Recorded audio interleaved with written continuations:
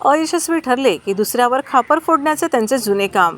Doctor Jitendra Awhad यांचा फडणवीसांवर पलटवार. शरद पवार यांनी मराठा आरक्षणाला विरोध करणारे वक्तव्य केले असल्याचे उपमुख्यमंत्री देवेंद्र फडणवीस यांनी दाखवून द्यावे. आपण अयशस्वी ठरतोय असं समजल्यावर दुसऱ्याच्या डोक्यावर खापर फोडायचे हे त्यांचे पहिल्यापासूनचे काम आहे, अशा शब्दात राष्ट्रवादी काँग्रेसचे राष्ट्रीय सरचिटणीस आमदार डॉक्टर जितेंद्र आव्हाड यांनी फडणवीस यांच्यावर पलटवार केला. उपमुख्यमंत्री देवेंद्र फडणवीस यांनी मराठा आरक्षणाच्या प्रश्नास शरद पवार यांना जबाबदार धरले आहे. यावरून डॉक्टर जितेंद्र आव्हाड यांनी भूमिका मांडली. डॉक्टर जितेंद्र आव्हाड म्हणाले की शरद पवार यांना लक्ष्य करणाऱ्यांनी आपणाला एकदा दाखवून द्यावे की शरद पवारांनी मराठा आरक्षणाला कधी विरोध केला आहे. सत्ताधाऱ्यांना आता आरक्षण देणे जमत नाही, त्यामुळेच ते पवारांना लक्ष्य करीत आहेत. ते धनगरांना अनुसूचित जातीत आरक्षण देणार होते, त्यांना ते जमले नाही.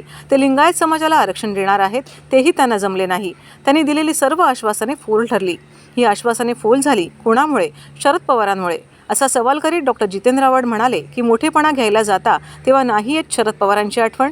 राज्यातील ज्या कामांची जी उद्घाटने केली ना, ती शरद पवार साहेबांनी सुरू केली आहेत, तेव्हा का नाही आली शरद पवारांची आठवण? आरक्षणाच्या बाबतीत कात्रीत सापडलेले शिंदे सरकार आणि त्यातील उपमुख्यमंत्री हे आता शरद पवारांचे नाव घेत आहेत, पण जनतेला माहीत आहे की यात शरद पवारांचा यात काहीही संबंध नाही, असे डॉक्टर आव्हाड म्हणाले. महाराष्ट्राच्या इतिहासामध्ये जेव्हा जेव्हा राजकारणी अयशस्वी ठरतात तेव्हा आपल्या फेल्युअरचं नारळ ते शरद पवारांना फोडतात. आपण काहीच करू शकत नाही, हेच याचा अर्थ आहे.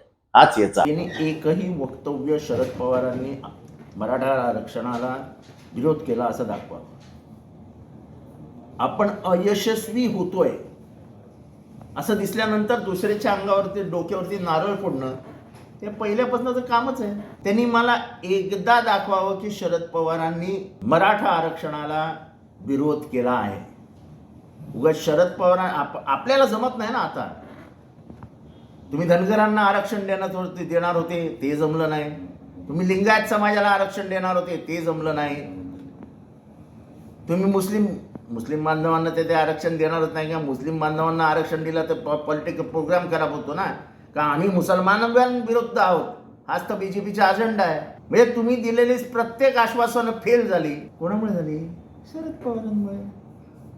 मोठेपणा घ्यायला जेव्हा जातात तेव्हा नाही शरद पवारांची आठवण.